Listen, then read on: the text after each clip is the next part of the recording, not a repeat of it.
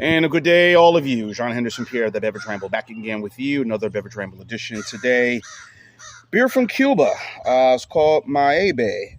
M-A-Y-A-B-A. No, M-A-Y-A-B-E. Calidad Extra. This is a adjunct lager, but they're calling it a pale lager. Comes in at 4% ABV. I picked this up at Total Wine & More here. I got one more beer, but I'll do that when I get back to Georgia. That's going to be the Evil Twin, but more on that later. Again, a pale lager or American Adjunct Lager, however you want to call it. Here at my parents' house, enjoying the holidays, wrapping up the holidays. Cannot wait to get back to my crib, get back to Georgia, where things are a little less expensive when it comes to beer and liquor. I don't know, but if I want to move, I don't know. There's a lot of things to decide, a lot of things to figure out what I'm going to do down the road, future-wise. Parents getting older and all that stuff. But more on that later. Anyway, here's what the beer looks like. The website, the company is called Bucanero Brewery, but it's really called Cervecería Bucanero, if I'm pronouncing it correctly.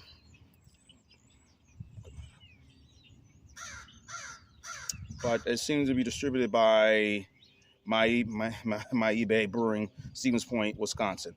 So, Stevens Point, Wisconsin, I know they do the brewery out there that does the whole hog porter out there, and they're also doing imperial porter and something else too. As I said, 6 points. I said 7 points. Wisconsin. So, should give you a hint right there. But AB-InBev also has its hands on. The company's founded was 1988 out in Havana, Cuba, and AB-InBev before it became AB-InBev, it was just Anheuser-Busch. I think they're a subsidiary of them since 1997. So, here's what the beer looks like. Here's the high school bell right here. Looks like your typical adjunct lager, pale lager, you want to call it. A lot of foam, nice, very pale yellow color, basically what it says.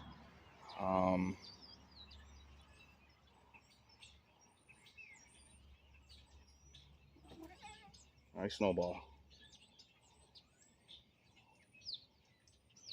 It has a scent, really is pale, but it's pretty light.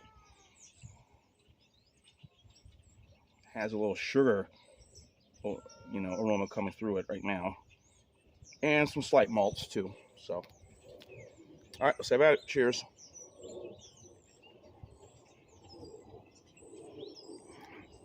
I probably could get this down in Georgia, but since there is a pretty strong Cuban population, as there's a very strong Hispanic population there. That's what people have to understand. You got to look at your market. You got to look at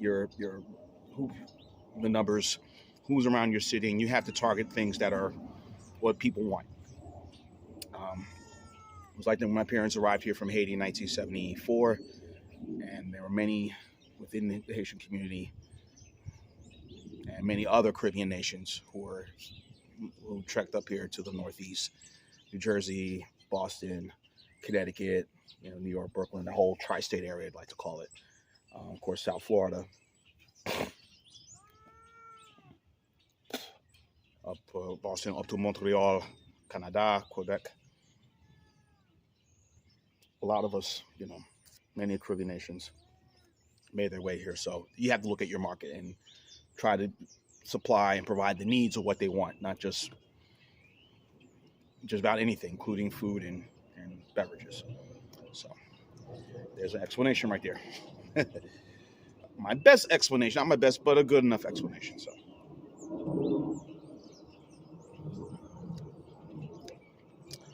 nice, clean, refreshing.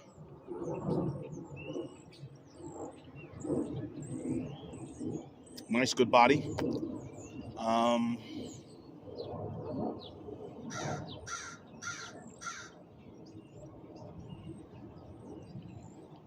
It's decent.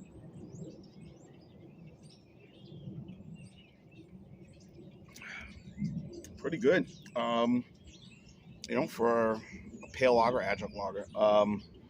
Food-wise, obviously everything within foods that are not just Cuban, but are all Caribbean, or all styles of foods. You know, fried fish, um, roasted pork, as we call here in for us. You know, pork shoulder, grillo, as I like to call the with fried plantain and a little bit of the pickly sauce. You know, which is the same foods that many our Cuban friends like to eat. Um, Anything spicy, anything within seafood wise, anything. Even some nice strong cheese, or maybe light to mild strong, like Fontana cheese, something like that. This beer would go good with this. So didn't pay much for it, so I said, hey, let me just do a review. The company, as I mentioned, has a couple of other beers that are also Cuban related, and you'll see it when you go on some of these cruise ships, or you fly into some of these cities overseas down the Caribbean nation. You'll see a lot of beers that are well known, but all of them usually tend to have the same ingredients: malt, hops, using sugar, um, barley malts. Some use rice to give you that good, really exquisite flavor that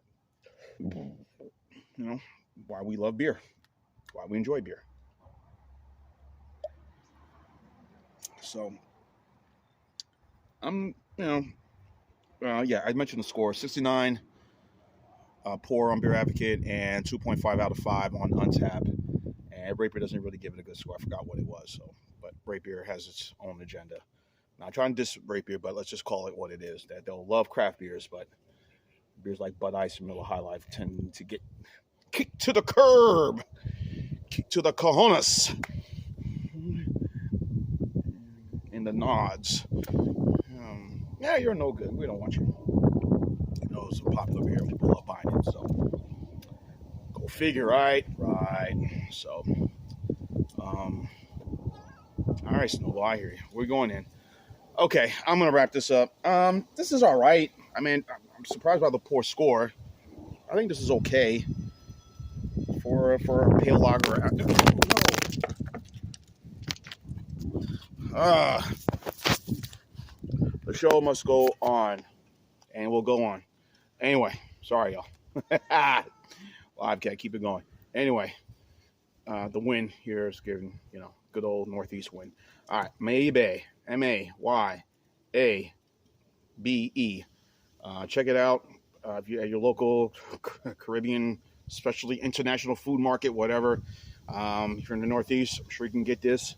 South Florida, I'm sure you can get this with ease. So check it out.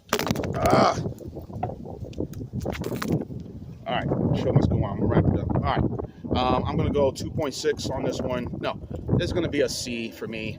So I'm gonna go 7.7, C plus for this. Okay, not great, but okay. So 7.6, C for Mayabe. Check it out at those locations. Check it out. You may like it, you may not. Oh, John Henderson Pierre in a very windy New Jersey. The Beverage Ramble. So you keep on watching.